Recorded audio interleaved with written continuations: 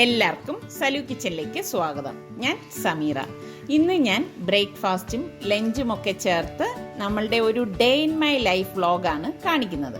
അപ്പം നിങ്ങളെല്ലാവരും ഇതൊന്ന് കണ്ടു നോക്കണേ. കണ്ടു നോക്കിയാൽ മാത്രം പോരാ, എനിക്ക് കമൻറ്റ് ചെയ്യാൻ വേണം. അപ്പം നമുക്ക് അതെന്തൊക്കെയാണെന്നൊന്ന് നോക്കിയാലോ.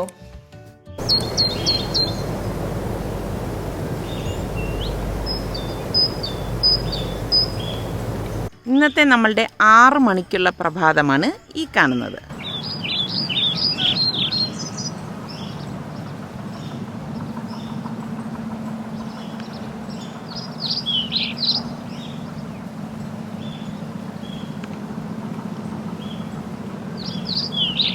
രാവിലത്തെ ജോഗിങ്ങും കുളിയും ഒക്കെ കഴിഞ്ഞ് ഇവർ വന്നപ്പോഴേക്കും ഞാൻ ഇവർക്കുള്ള കാപ്പിയും എനിക്ക് നിസാറിക്കൊക്കെയുള്ള ചായയൊക്കെ എടുത്തിട്ട് വന്നു.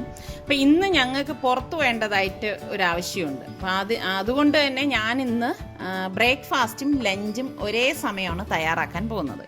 അപ്പോൾ ഞാൻ കുറച്ച് ബീഫ് എടുത്തിട്ടുണ്ട്. അപ്പോൾ ബീഫ് ഞാനിവിടെ നന്നായിട്ടൊന്ന് കഴുകിയെടുക്കുകയാണ്. എല്ലില്ലാത്ത ബീഫാണ് ഞാനിവിടെ എടുത്തിരിക്കുന്നത്. അപ്പോൾ ഇവിടെ ഈ എല്ലുള്ള കറികൾ പിള്ളേർക്ക് വലിയ ഇഷ്ടമൊന്നുമില്ല കേട്ടോ. പിന്നെ ഞാൻ നെയ്ച്ചോറ് തയ്യാറാക്കുന്നുണ്ട്. ഞാൻ പറഞ്ഞില്ലേ, എല്ലാം ഞാൻ ഒരേ സമയം തന്നെ തയ്യാറാക്കാൻ പോകണം. അപ്പോൾ ബീഫ് ഞാൻ കഴുകി വെച്ച ശേഷം ഇവിടെ ഞാൻ 3 കപ്പ്, ഈ ഒരു കപ്പിലാണ് കേട്ടോ, 3 കപ്പ് ബസ്മതി റൈസാണ് എടുത്തിരിക്കുന്നത്. പലരും എൻ്റെ അടുത്ത് ചോദിക്കും ഏത് റൈസൊക്കെയാണ് ഉപയോഗിക്കുന്നതെന്ന്. അതുകൊണ്ടാണ് ഞാനിങ്ങനെ ഈ ഒരു പാക്കറ്റ് കാണിച്ചത്. അപ്പോൾ ബീഫ് ഞാൻ വെള്ളത്തിലിട്ടിട്ടുണ്ടായിരുന്നു. അപ്പോൾ ഞാൻ ആ സമയം കൊണ്ട് ഇതൊന്ന് കഴുകി മാറ്റുവാണ്. ഇതുപോലെ ഒരു ഡ്രൈനറിലേക്ക് മാറ്റിയിട്ട് ഒരു 10 മിനിറ്റെങ്കിലും വെക്കും കേട്ടോ. ഇതിൽ വെള്ളം മൊത്തം വാർന്നു പോകാനാണ് അങ്ങനെ ചെയ്യുന്നത്. അതിനുശേഷം നമ്മൾ ഈ എടുത്തു വെച്ചിരിക്കുന്ന ബസ്മതി റൈസ് നല്ലതുപോലെ ഒന്ന് കഴുകിയെടുക്കും. കഴുകിയെടുത്ത ശേഷം ഇതിലേക്ക് കുറച്ചധികം വെള്ളം ഒഴിച്ചിട്ട് ഒന്ന് മാറ്റി വെക്കും. നോമ്പ് തുടങ്ങിയ ശേഷം ഞാനിവിടെ ചപ്പാത്തിയൊന്നും അങ്ങനെ ഉണ്ടാക്കിയിട്ടില്ലായിരുന്നു. അപ്പോൾ ഇപ്പോൾ ഞാൻ ബക്കറ്റിലേക്ക് ഗോതമ്പ് മാവ് ഇട്ട് കൊടുത്തിരിക്കുകയാണ്. പിന്നെ ഇന്ന് രാവിലെ ഞാൻ ചപ്പാത്തിയാണ് ഉണ്ടാക്കാൻ പോകുന്നത്. അപ്പോൾ ഞാനിവിടെ വലിയ 4 സ്പൂണ് ഗോതമ്പ് മാവ് ഒരു ബൗളിലേക്ക് ഇട്ട് കൊടുക്കും. പിന്നെ ഉപ്പിട്ട വെള്ളമാണ് ഞാൻ ഇതുപോലെ ഒഴിച്ച് കുഴച്ചെടുക്കുന്നത്. എനിക്ക് ചപ്പാത്തി ഉണ്ടാക്കാൻ വളരെ എളുപ്പമാണ് കേട്ടോ. പുട്ടുണ്ടാക്കുന്നതിനേക്കാളും ഒക്കെ എനിക്ക് ഈസി ചപ്പാത്തി ഉണ്ടാക്കാനാണ്. അപ്പോൾ ഇത് നല്ലതുപോലെ ഇതുപോലെ ഒന്ന് കുഴച്ചെടുത്ത ശേഷം അത് അടച്ചൊന്ന് മാറ്റി വെക്കും.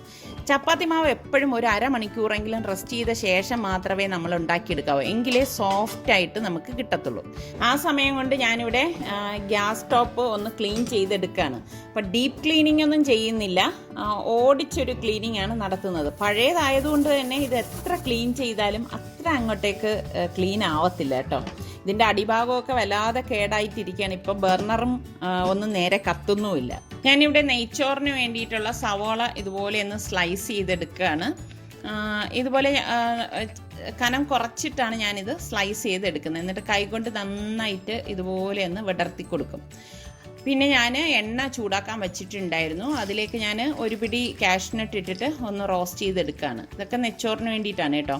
പിന്നെ ഞാൻ ചെറിയ ചട്ടിയിലാണ് എണ്ണ ഒഴിച്ചിരിക്കുന്നത്. അപ്പം അതുകൊണ്ട് തന്നെ നമുക്ക് എണ്ണ അധികം വേസ്റ്റ് ആകത്തില്ല. അത് റോസ്റ്റ് ചെയ്തെടുത്ത ശേഷം ഇതുപോലെ തന്നെ ഒരു പിടി കിസ്മിസും ഇട്ട് കൊടുക്കും കേട്ടോ. ഇവിടെ നിസാറിക്കാണെങ്കിൽ നെയ്ച്ചോറൊക്കെ ഉണ്ടാക്കുമ്പം ഒരുപാട് കാഷ്നട്ടും കിസ്മിസും ഒക്കെ വേണം. പായസമാണേലും അങ്ങനെ തന്നെയാണ് കേട്ടോ. ഈ ഒരു ഐറ്റം ഇച്ചിരി കൂടുതൽ വേണം. പിന്നെ നമ്മൾ ഈ സ്ലൈസ് ചെയ്ത് വെച്ചിരിക്കുന്ന സവോള ഞാനിവിടെ 2 ബാച്ചായിട്ടാണ് ഫ്രൈ ചെയ്തെടുക്കുന്നത്. കാരണം ഇതൊരു ചെറിയ ചട്ടിയല്ലേ. അപ്പോൾ ഇതുപോലെ ഒരു ഗോൾഡൻ കളർ ആവുമ്പോഴേക്ക് ഞാനത് എണ്ണയിൽ നിന്ന് മാറ്റിയ ശേഷം അടുത്ത ബാച്ച് ഇതുപോലെ ഇട്ട് ഫ്രൈ ചെയ്തെടുക്കുകയാണ് ചെയ്യുന്നത്. പിന്നെ ഞാനിവിടെ 2 വലിയ ഉണ്ട വെളുത്തുള്ളിയും അതുപോലെ തന്നെ ഇതുപോലത്തെ ഒരു പീസ് ഇഞ്ചി എടുത്തിട്ടുണ്ട്. അതൊക്കെ ഒന്ന് ക്ലീൻ ചെയ്തെടുക്കുകയാണ്. ഇതിപ്പോൾ ഞാൻ നെയ്ച്ചോറിനും ബീഫിനും വേണ്ടിയിട്ടുള്ളതാണ് ഞാനിവിടെ റെഡിയാക്കി എടുക്കുന്നത്. അപ്പം രണ്ടാമത്തെ ബാച്ച് സവോള ഇവിടെ ഫ്രൈ ആയിട്ടുണ്ട്. അപ്പം ഞാനത് പ്ലേറ്റിലേക്ക് മാറ്റുവാണ്. പിന്നെ ഞാൻ 2 സവോള ഇതുപോലെ എടുത്തിട്ടുണ്ട്. അത് ഇതുപോലെ ഒന്ന് സ്ലൈസ് ചെയ്തിട്ട് ഒന്ന് വിടർത്തി കൊടുക്കും. പിന്നെ ഇതിലേക്ക് വേണ്ടിയിട്ട് ഞാനിവിടെ 2 പച്ചമുളക് എടുത്തിട്ടുണ്ട്. അപ്പോൾ ഞാൻ തൊണ്ടമുളകാണ് എടുത്തിരിക്കുന്നത് കേട്ടോ. നെയ്ച്ചോറിന് ഈ ഒരു തൊണ്ടമുളകാണ് നല്ലത്. അപ്പോൾ ഞാനിപ്പോൾ എടുത്ത സവോള ചെറിയ 2 സവോളയാണ് എടുത്തിരിക്കുന്നത്. പിന്നെ നമ്മൾ ഈ പൊളിച്ചു വെച്ചിരിക്കുന്ന ഇഞ്ചിയും വെളുത്തുള്ളിയും ഒന്ന് കഴുകി 1 ടീസ്പൂൺ പെരിഞ്ജീരകവും കൂടി ഇട്ട് ഇതെല്ലാം കൂട്ടിയിട്ടൊന്ന് ചതച്ചെടുക്കും. നല്ലതുപോലെ ഒന്ന് ചതച്ചെടുക്കും കേട്ടോ. ഞാൻ നെയ്ച്ചോറ് ഉണ്ടാക്കാൻ വേണ്ടിയിട്ട് ഇതുപോലെ ഒരു കാസ്റ്റ് അയൺ വെച്ചിട്ട് ഇതിലേക്ക് ഞാൻ 2 ടേബിൾ സ്പൂൺ നെയ്യ് ഇട്ടിട്ട് നമ്മൾ ഈ അരിഞ്ഞ് വെച്ചിരിക്കുന്ന സവാള ഇട്ടൊന്ന് വഴറ്റി കൊടുക്കും. പിന്നെ ഞാൻ വിട്ടുപോയൊരു കാര്യമുണ്ട് കേട്ടോ. നമ്മൾ ഈ നെയ്യിലേക്ക് ആദ്യം ഇടുന്നത് പട്ട, ഗ്രാമ്പു, ഏലക്കായയാണ്. അത് ഞാൻ വിട്ടുപോയതാണ്. അപ്പം നിങ്ങൾ ഇടുമ്പോൾ അതും കൂടി ഇട്ടേക്കണേ. പിന്നെ നമ്മൾ ഈ ചതച്ച് വെച്ചതിൽ നിന്ന് കുറച്ച് ഇഞ്ചിയും വെളുത്തുള്ളിയും ചതച്ചത് ഇതിലേക്ക് ഇട്ടിട്ട് ഇളക്കി കൊടുക്കും. പിന്നെ രമ്പയിലയില്ലേ, പാണ്ടൻ ലീഫ്, അത് ഒരു ഇല എടുത്തിട്ട് ഇതുപോലെ കട്ട് ചെയ്തിട്ട് കൊടുക്കും. പിന്നെ ഈ തൊണ്ടൻ മുളകും കൂടി ഇട്ടിട്ട് ഒന്ന് ഇളക്കി കൊടുക്കും. ഇത് ഇത്ര ഇടുമ്പോൾ തന്നെ നല്ല ഒരു മണം വരും. ഞാനിവിടെ 3 കപ്പ് അരിക്ക് 5.5 കപ്പ് വെള്ളമാണ് ഞാൻ ഒഴിച്ചു കൊടുക്കുന്നത്. സാധാരണ 3 കപ്പ് അരിക്ക് ഇരട്ടി വെള്ളമാണ് എടുക്കുന്നത്. പക്ഷെ ഞാൻ ഇത്രയും വെള്ളമേ ഇതിലേക്ക് ഒഴിച്ചു കൊടുക്കത്തുള്ളൂ. അതിൻ്റെ ആവശ്യമേ ഉള്ളൂ കേട്ടോ. എന്നിട്ട് ഇത് നന്നായിട്ടൊന്ന് ഇളക്കി കൊടുക്കും. ഇളക്കി കൊടുത്ത ശേഷം ഇതിലേക്ക് നമുക്ക് പാകത്തിനുള്ള ഉപ്പിട്ട് കൊടുക്കണം. ഉപ്പിടുമ്പം സാധാരണതിൽ നിന്ന് നമ്മൾ കുറച്ച് ഉപ്പ് കൂട്ടിയിടണം, എങ്കിലേ ഇത് ചോറിൽ പിടിക്കത്തുള്ളൂ കേട്ടോ. പിന്നെ ഞാൻ ഇതുപോലെ 2-3 പുതിന ഇലയും കൂടി ഇട്ട് കൊടുക്കുകയാണ്. അത് എൻ്റെ കയ്യിൽ ഇരുന്നത് കൊണ്ട് ഞാൻ ഇട്ട് കൊടുക്കുന്നതാണ്.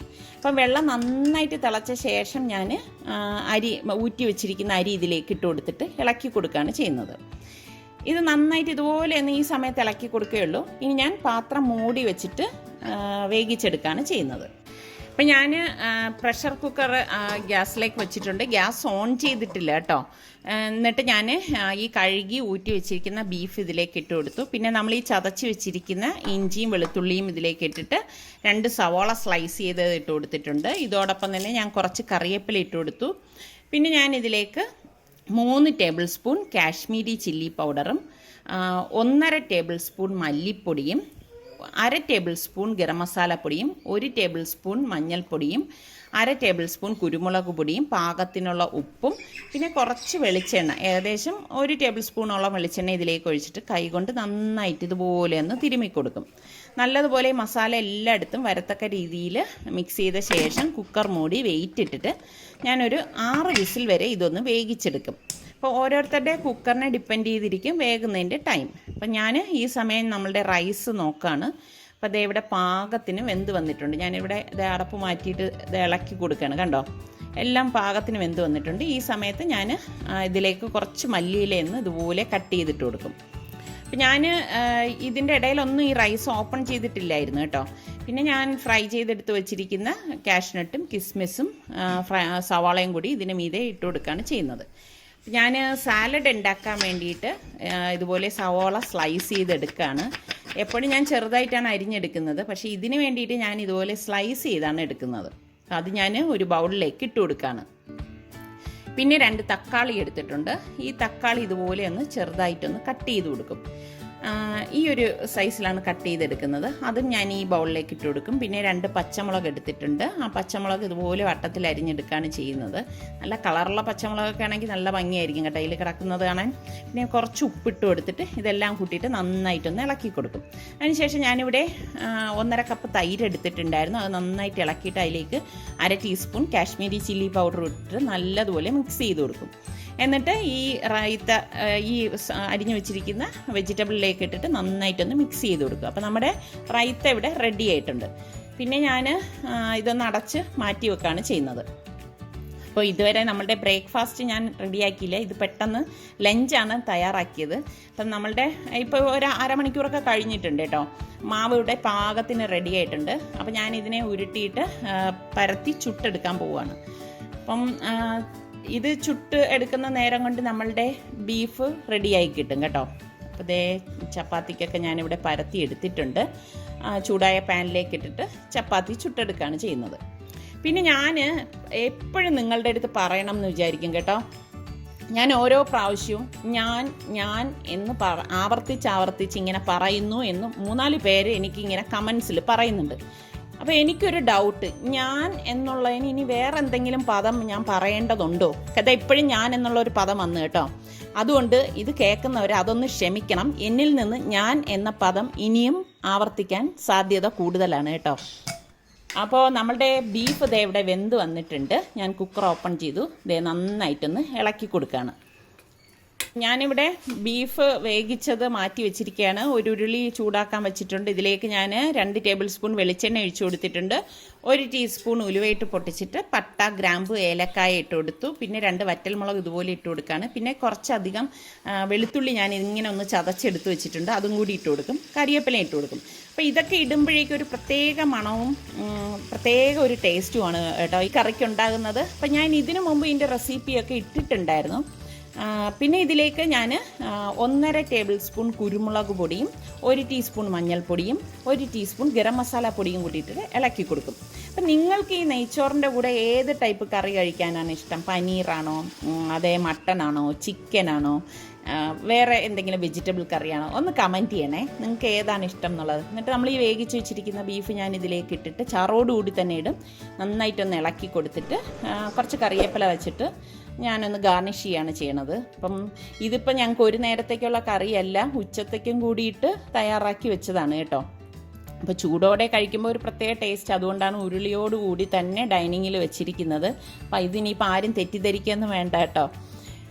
അപ്പോൾ ഞങ്ങളിതേ ബ്രേക്ക്ഫാസ്റ്റ് കഴിക്കുകയാണ്. നല്ല ടേസ്റ്റാണ് കേട്ടോ. ചപ്പാത്തിയും ഈ ഒരു ബീഫ് കറിയും നല്ലൊരു കോമ്പിനേഷനാണ്.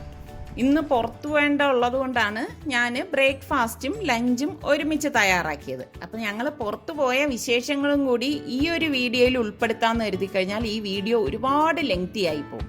അപ്പോൾ നമ്മൾ പുറത്തു പോയ വിശേഷങ്ങളും കാഴ്ചകളും അനുഭവങ്ങളും ഒക്കെ ആയിട്ട് നാളെ ഇതേ സമയം വീഡിയോ പോസ്റ്റ് ചെയ്യുന്നതാണ്. അപ്പോൾ നിങ്ങളെല്ലാവരും ഉണ്ടാവുമല്ലോ അല്ലേ?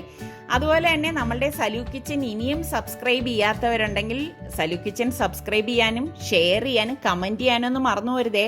നിങ്ങളുടെ ഓരോ കമൻസിനായിട്ട് ഞാനിവിടെ കാത്തിരിക്കും. എല്ലാവരും കമൻറ്റ് ചെയ്യണം കേട്ടോ.